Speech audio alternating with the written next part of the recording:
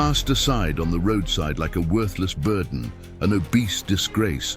But when an Apache crossed her path, his eyes saw not body, but soul. And in that gaze, she found the love they'd always told her she didn't deserve. Subscribe to the channel and listen to this beautiful story. The desert sun burned like a branding iron when Clara's knees hit the dry earth. First her right, then her left. The physical pain was nothing compared to what tore through her inside. Her tears dried before they reached the ground. The air sucked everything away, even the ability to cry. 3 worn suitcases lay beside her. An empty road stretched into nothingness, and the fading sound of wagon wheels disappearing on the horizon, taking with them the only people she knew in this hostile world. "Can't even walk straight," Mr. Henderson had said, the man who promised to take her to Santa Fe. "She's a dead weight, slows us down." His wife, Mrs. Henderson, just shook her head with disdain. "We should have known from the start. A woman like that who'd want her." Clara closed her eyes, trying to stifle the voice echoing in her memory. A woman like that. Always a woman like that. Too heavy for fashionable dresses. Too old to dream of marriage. 32 years old, an age people whispered about as if it were a condemnation. Too plain for the ballrooms. Too smart to pretend she didn't notice the stairs. She'd come from Missouri with her Aunt Josephine's inheritance. Enough money to start over, to buy a piece of land, to build something of her own. She'd paid the Hendersons for passage because they seemed like good folk. Devout Christians, they said. Charitable. The charity lasted until the money ran out. Clara opened her eyes and saw the vastness of the Chihuahuan desert stretching in all directions. Purple mountains in the distance, a sky too blue, a silence that hurt her ears. There were no trees, no houses, nothing but the thirst that began to scratch at her throat and the fear that grew in her chest like a poisonous plant. She tried to stand up. Her legs trembled. Her heavy body, always heavy, seemed to have doubled in weight under the relentless sun. But Clara wasn't weak, never had been. She'd lived her entire life swallowing humiliations, fake smiles, whispered jokes behind her back. If she'd survived that, she could survive this. She had to survive. She opened the first suitcase. Clothes, combs, a small mirror that reflected her sweaty, disheveled face. In the second, she found a half-empty water bottle and pieces of dried bread. In the third, papers, her aunt's inheritance, a small pistol she'd never learned to use properly. The wind blew, raising sand that clung to her sweat-dampened skin. Clara closed the suitcases and tried to carry them. She managed to drag one, then another. The third remained behind. It didn't matter. It only held the past anyway. She walked down the dusty road, not knowing where she was going. The sun climbed higher, the heat intensified, and with each step, her feet ached more inside her tight boots. She stopped several times to take small sips of water, rationing it as if it were gold, because perhaps it was. It was when real fear arrived that she stopped walking, a sound behind her, horse hooves, men's voices laughing loudly, speaking in Spanish. Clara turned and saw 3 men approaching slowly, as if they had all the time in the world for cruelty. The one in front was Mexican, with a thick mustache and a scar on his forehead. The other 2, American. Dirty clothes, weapons at their waists. Gazes she knew all too well, gazes of men who saw women as things. "Mira lo que tenemos aquí," the Mexican said, dismounting his horse. "Una gringa perdida." Clara stepped back. 2 steps.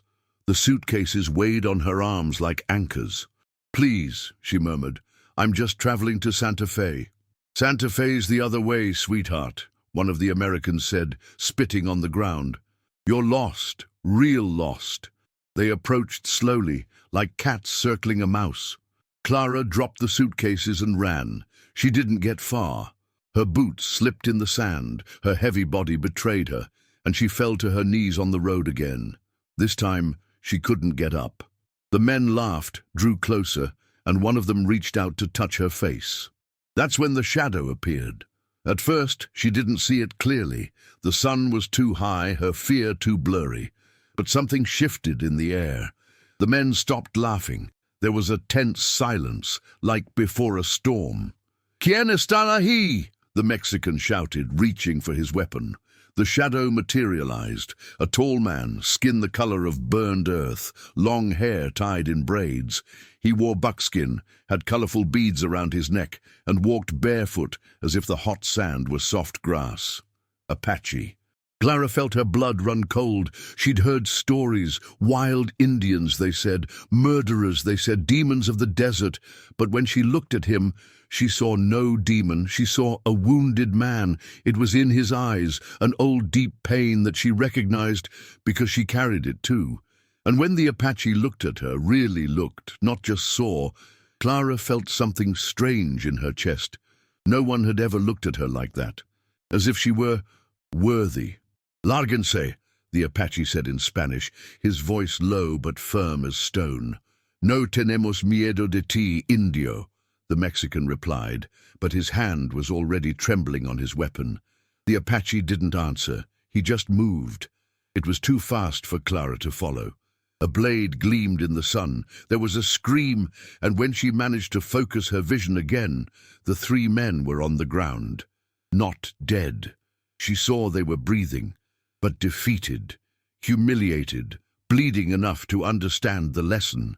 "Vayan," the Apache said, "before I change my mind."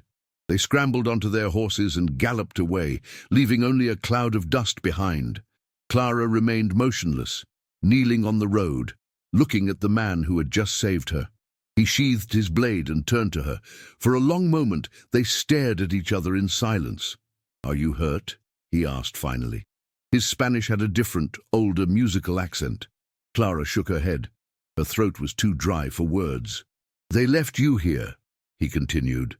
This time she managed to nod. "Where were you going?" "Santa Fe?" she murmured, her voice like sand. He looked at the sun, calculating directions, distances. Then he looked at her again, and Clara had the strange feeling that he saw through her, saw things she didn't even know existed. "You won't make it," he said, simple and direct. "Not alone, not in this heat, not without water." The words should have sounded like a death sentence, but they didn't. They sounded like truth, and truth, Clara discovered, could be less frightening than lies. "I have nowhere to go," she confessed, and it was the first time in years she'd said something completely honest to a stranger. The Apache was silent for a long time. He looked at the abandoned suitcases, at the empty road, at her. Then he extended his hand. "My name is Nantan," he said. "And you?" Clara looked at his outstretched hand. It was larger than hers, marked by scars, calloused from work and struggle, but there was no threat in it. There was an invitation. "Clara," she replied, and touched his fingers with hers. It was like touching a root, something firm, ancient, connected to the earth in a way she had never felt.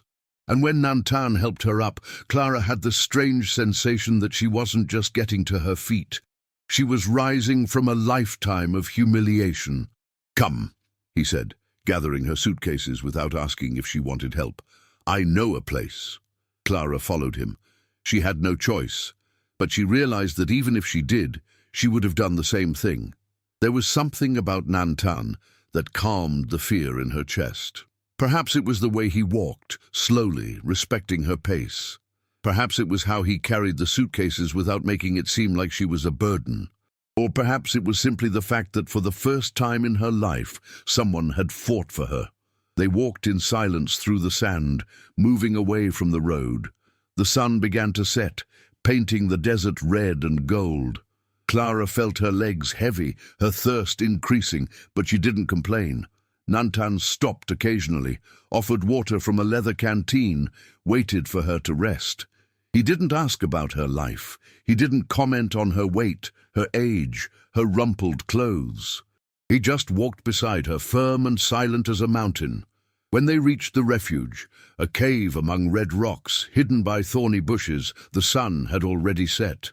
Nantan lit a small fire, brought fresh water from a spring Clara hadn't seen, offered dried fruit and smoked meat.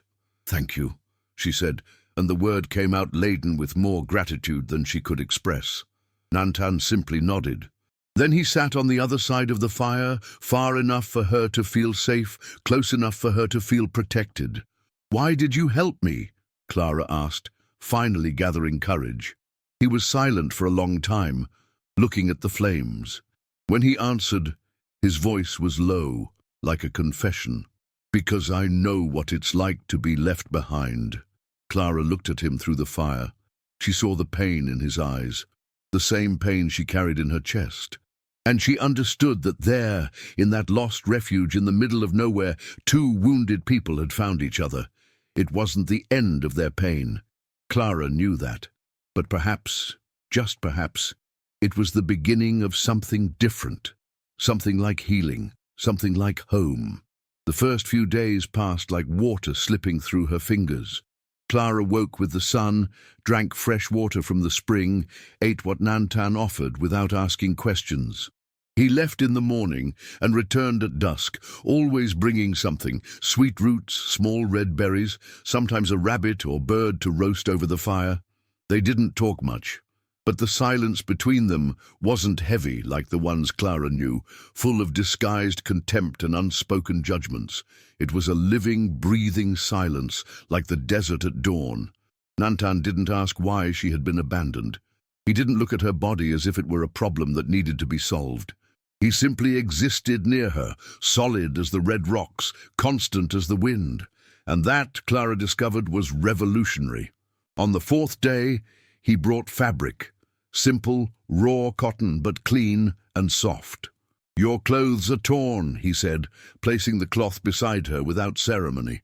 Clara looked at the dress she was wearing. It was true. The skirt had tears from her desperate run. The blouse was stained with sweat and dust. But it wasn't just that. Those clothes carried the old Clara, the woman who bowed her head, who apologized for existing, who accepted crumbs of kindness as if they were treasures. "I don't sew very well," she confessed. Nantan sat near the fire and picked up the fabric. His large, scarred hands began to work with surprising precision, folding, measuring, cutting with a small blade. "My mother taught me," he said without looking at her. "She said a warrior must know how to take care of himself in everything." It was the first time he had mentioned family. Clara felt something stir in her chest, curiosity perhaps, or the beginning of real intimacy. "Is she still alive?" she asked softly. Nantan's hands paused for an instant. Then they returned to work. "She died 3 winters ago, on a cold night while she slept. It was kind to her. Kind." The word echoed in Clara's mind. How many deaths had she seen that weren't kind? How many lives that weren't either? "I'm sorry," she murmured. "She would have liked you," Nantan said, and it didn't seem like he was just being polite. He seemed to be telling the truth. Clara didn't know what to say. No one had ever said someone's mother would like her. Usually, it was the opposite. That night, Nantan finished a simple but well-made dress. Clara put it on behind a large rock, out of his sight, and when she looked at herself in the spring water, she didn't completely recognize herself. The dress was loose, comfortable. The color, a light beige, made her skin look less pale, less sickly, but it wasn't just that. It was the way she moved in it, without rushing to hide, without shame. "It suits you," Nantan said when she returned to the fire, and for the first time in a long time, Clara believed him. The following days brought a strange and comforting routine.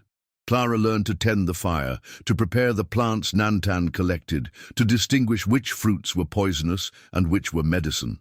He taught with infinite patience, showing her unhurriedly, repeating as many times as necessary. "Why don't you go back to your tribe?" she asked one afternoon, as he taught her to braid plant fibers. Nantan stood still for so long that Clara thought he wouldn't answer. "There is no more tribe," he said finally. "Not mine." The pain in his voice made something ache inside Clara too. What happened? Soldiers. Mexicans first, then Americans. The flag didn't matter. The result was always the same. He looked at his hands, at the scars that told silent stories. We lost everything. Land, cattle, people. My wife, his voice broke imperceptibly on the last word. Ayana, she was pregnant when they came. Clara felt tears burn her eyes, not just for his pain, but for the recognition. He, too, had been left behind, not by choice, but by the violence of the world. Nantan, she said, and it was the first time she had spoken his name aloud. It sounded right on her tongue. I'm so sorry. He looked at her then, really looked, and Clara saw in those dark eyes all the loneliness he carried. It was the same size as hers. It was the same color. That's why I live here, he continued, protecting what's left, hoping no more bandits come, no more soldiers, no more people like those men on the road. People like me, Clara said softly. No, the answer came back quickly, almost fiercely. You are not like them. How do you know? Nantan moved a little closer, enough for her to feel the warmth radiating from his body. Because you have eyes that suffer, not eyes that make others suffer. It was the most beautiful thing anyone had ever said about her. That night, Clara slept better than she had in years. And when she woke, she found Nantan already awake, looking at the horizon with tension on his face. What is it? She asked. Horses, he said, coming our way. Clara felt her blood run cold. The men from the road? No, others. He stood up, grabbed his bow and quiver. Stay here, don't leave the cave. But Clara couldn't stay. She hid behind the rocks and watched as they arrived. 3 riders. One of them she recognized immediately. It was Mr. Henderson, the man who had abandoned her. The other 2 were strangers, but they had the same air of men who felt entitled to take whatever they wanted. We know she's here, Henderson shouted into the wind. The fat woman. The Indian took her. Clara felt her blood boil. Fat woman, as if that was all she was. We're taking her back, Henderson continued. She's a Christian. She can't stay with a savage. Nantan appeared from between the rocks, like a shadow taking shape. He didn't run, didn't shout. He simply walked toward the men with the calm of one who owns the land he treads. Get out of here, he said, his voice low but carrying far in the dry air. Ah, here's the savage, one of the strangers laughed. How about you hand over the woman and we'll forget you kidnapped her? No one kidnapped anyone, Nantan replied. She's here by choice. Choice? Henderson spat on the ground. She has no choice. She's a decent Christian woman. She can't live in sin with an Indian. That's when Clara stepped out from behind the rocks. She didn't think. She didn't plan. She just moved, guided by a rage she never knew she possessed. Decent? She shouted, and her voice echoed among the rocks. Decent? The 3 men turned to her, surprised. Clara walked toward them, and for the first time in her life, she wasn't hunched over. She wasn't apologizing for taking up space. You abandoned me in the middle of the desert to die, she continued, her voice rising. You left me without water, without food, without anything. And now you come here talking about decency. Clara, get back in your place, Henderson said, but there was nervousness in his voice. My place is here, she retorted, with someone who sees me as a human being. You're bewitched, one of the other men said. The Indian put a spell on you. Clara laughed, a loud, clear laugh that surprised even herself. The only witchcraft here is someone treating me with respect for the first time in my life. That's when things got dangerous. The 3rd man, who had been silent until then, dismounted his horse and pulled out a gun. Enough talk, he said. The woman comes with us, and the Indian. Well, a dead Indian is one less problem. Nantan moved then, fast as always, but this time Clara could see better. She saw the precision, the lethal grace, the way every movement was calculated to protect, not to kill for pleasure. But they were 3, with guns, and he was alone. Almost alone. Clara picked up a large rock and threw it at the armed man's head. It hit square. He staggered, and that was enough time for Nantan to disarm the other 2. When the dust settled, the three men were on the ground again. But this time Henderson wasn't unconscious. He was conscious and furious. "This isn't over," he spat, as the others helped him mount. "We're coming back with more men. You can't keep her." "Why not?" Clara asked, approaching him fearlessly. "Because you're ours. We paid for your passage." "With my own money," she shouted back. "And you robbed me."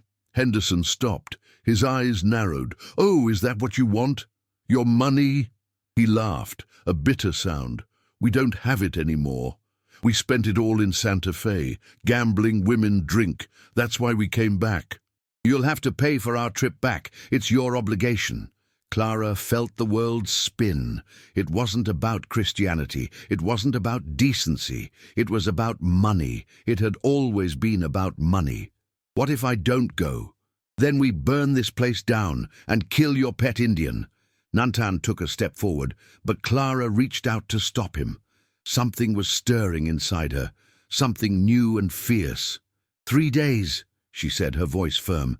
"Give me 3 days to decide." "Clara," Nantan began. 3 days, she repeated, looking directly into Henderson's eyes. "Then I'll give you your answer." Henderson smiled, a cruel smile. 3 days, then. But don't try to run. We'll be watching." They left, but Clara knew they would return, and when they did, it would be for a war. That night, she sat near Nantan by the fire. He was quiet, tense, sharpening a blade repeatedly. "Are you going with them?" he asked without looking at her. Clara took a moment to answer. Not because she was in doubt, but because she wanted the words to be right. "No," she finally said, "but they won't give up, and I don't want you to get hurt because of me."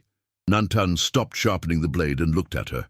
"Clara," he said, and there was something different in his voice, something softer, more intimate. "You don't understand. I've already lost everything once. I won't lose you too." Her heart beat faster. "Nantan." "No," he interrupted. "Let me speak. These days, with you here, it's the first time since Ayana that I've woken up without feeling like the world had ended. You brought life back to this place. To me." Clara felt tears in her eyes. "Me too," she murmured. "For the first time in my life, I feel whole." They looked at each other across the fire, and Clara knew something had changed forever. It wasn't just gratitude. It wasn't just companionship. It was love. True, deep love, born from the recognition of 2 wounded souls who found each other in the desert. "Then we fight," she said. "Then we fight," he agreed. And that night, under the endless desert stars, Clara understood that she had found more than a refuge. She had found a home worth fighting for. The second day passed like an approaching storm. Clara and Nantan prepared. He taught her how to use the small pistol from her suitcase, how to hide among the rocks, how to run through the desert if everything went wrong. She learned quickly, with a determination that surprised them both. But it was on the morning of the 3rd day that everything changed. Clara was organizing her few belongings when she found Aunt Josephine's inheritance papers at the bottom of her suitcase. Papers she had never read carefully, because she had trusted the lawyer's words in Missouri. This time she read, and what she found chilled her blood. "Nantan," she called, her voice trembling, "you need to see this." He approached, and Clara pointed to a specific line in the document. Since he couldn't read English, she translated slowly. "Property acquired in 1847, New Mexico Territory, by military confiscation of lands occupied by hostile Apache." The words died in her mouth. Nantan stood motionless, processing the meaning. Then, very slowly, he reached out to touch the paper. "This land," he said, his voice low as wind among stones, "your aunt's inheritance was taken from my people." Clara felt her world collapse. Aunt Josephine, the woman she remembered as kind, who had left her money to start her life anew, had built her fortune on the blood and pain of the Apache. "I didn't know," she murmured, tears beginning to burn her eyes. "I swear I didn't know." Nantan didn't answer immediately. He looked at the paper, at her, at the desert around them. Clara held her breath, expecting him to send her away, to hate her, to see her as just another invader. Instead, he knelt in front of her. "Clara," he said, taking her hands in his, "you are not your aunt. You are not responsible for what she did. And what you are doing now, staying here, fighting with me, choosing this place, that is who you truly are. But the money is gone," he interrupted. "The Hendersons spent it all, remember? Nothing remains of the fortune built with blood. Only you remain, and you chose to stay." Clara looked into his eyes and saw truth, forgiveness, love, not the blind love that ignores flaws, but the real love that sees everything and chooses to love anyway. "I love you," she said for the first time aloud. "I love you too," he replied, and when they kissed it was like two halves joining to form something whole. But the moment was interrupted by the sound of many horses approaching. It wasn't just the Hendersons this time. Clara counted at least 10 men, some in military uniforms, and leading them all, riding as if he owned the world, was a man she didn't recognize, but Nantan did. "Colonel Morrison!" Nantan spat, his hand automatically going to his blade. "You know him?" Clara asked. "He led the attack on my village. He killed Ayana." The group stopped at a safe distance, and Morrison dismounted. He was a tall man with a graying mustache and eyes cold as stone. He had scars on his face and hands, marks of many battles. "Nantan of the Chiricahua people," he shouted. "We finally found you." "What do you want?" Clara shouted back, stepping out of the cave before Nantan could stop her. Morrison looked at her with interest, like someone evaluating a curious object. "Ah, the famous kidnapped woman. Mr. Henderson told us your story, an innocent Christian in the clutches of a savage murderer." "Liar!" Clara yelled. "I'm here by choice." "Choice!" Morrison laughed. "Madam, this Indian has killed dozens of American soldiers. He's a fugitive, and anyone who helps him is an accomplice to his crimes." Clara felt the ground move beneath her feet. Dozens of soldiers. Nantan took a step forward. "Soldiers who invaded our land, killed our women, burned our homes," he said, his voice firm. "I killed them defending my people, and I would do it again. See?" Morrison turned to Clara. "He confesses. He's a murderer. And you, madam, are in danger." "The only danger here is you," Clara replied, surprising herself with the firmness in her voice. Morrison frowned. "Madam, I'll give you one last chance.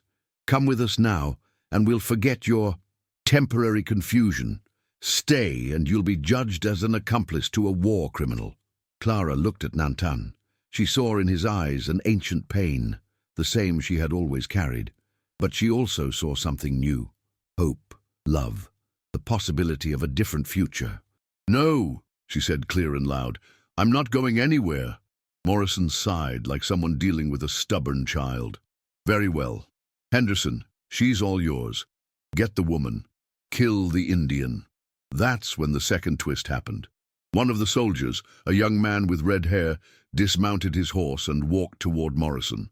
Clara found it strange. He wasn't following orders. He was opposing them.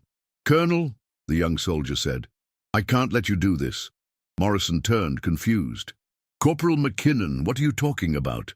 "I was there, sir, at the Apache village attack. I saw what really happened." The young man looked at Nantan, then at Clara. "It wasn't a legitimate military attack. It was a massacre. Women, children, elderly, all unarmed." The silence that followed was heavy as lead. "McKinnon, you're talking nonsense," Morrison said, but there was nervousness in his voice. "No, sir, I'm telling the truth. And when we get back, I'm going to tell the general exactly what I saw. How you ordered us to kill civilians. How Nantan only fought to protect his family." Morrison turned red with rage. "You're a traitor!" he shouted, pulling out his weapon. But Clara was faster. The small pistol Nantan had taught her to use leaped into her hand as if it had always belonged there. The shot echoed among the rocks, and Morrison fell, clutching his bleeding shoulder. "No one else is dying today," Clara said, keeping the gun pointed at the group. "Take your colonel and leave." The other soldiers hesitated. Some pointed their weapons at her. Others looked at McKinnon for guidance. "She's right," McKinnon said, loud enough for everyone to hear. "Enough blood, enough lies." It was Henderson who broke the standoff. He leaped from his horse and ran toward Clara, shouting about lost money and ungrateful women. Nantan moved to intercept him, but Clara didn't need protection. This time she protected herself. Henderson flew backward with a well-aimed punch to the nose, bleeding and cursing. Clara stood over him, breathing heavily, her fists still clenched. 3 years, she said, her voice trembling not from fear, but from righteous anger. 3 years of being humiliated by men like you, being treated like trash, like a burden, like nothing. She leaned closer. "But I'm not nothing, Henderson. I'm Clara, and I'm worth more than you'll ever be worth." McKinnon helped Morrison to his feet, and the group prepared to leave. But before mounting, the young soldier approached Nantan. "I'm sorry," he said, extending his hand, "for what we did, for what I didn't stop."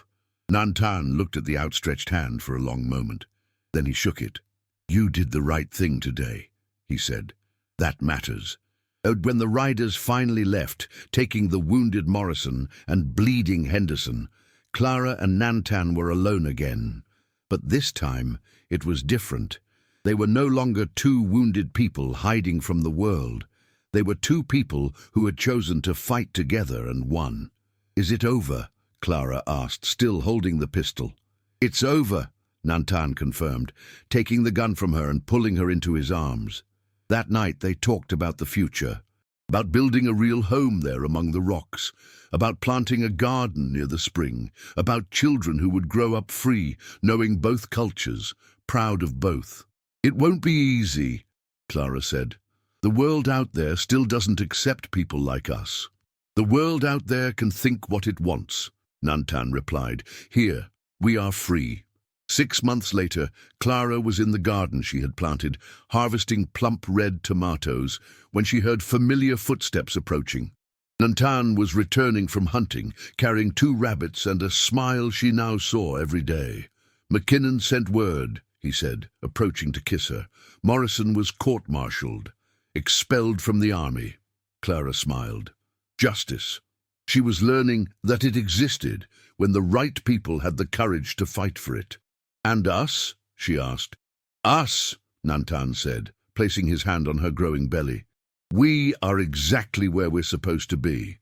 Clara looked around, at the flourishing garden, at the stone and wood house they had built together, at the man who loved her not despite who she was, but exactly for who she was.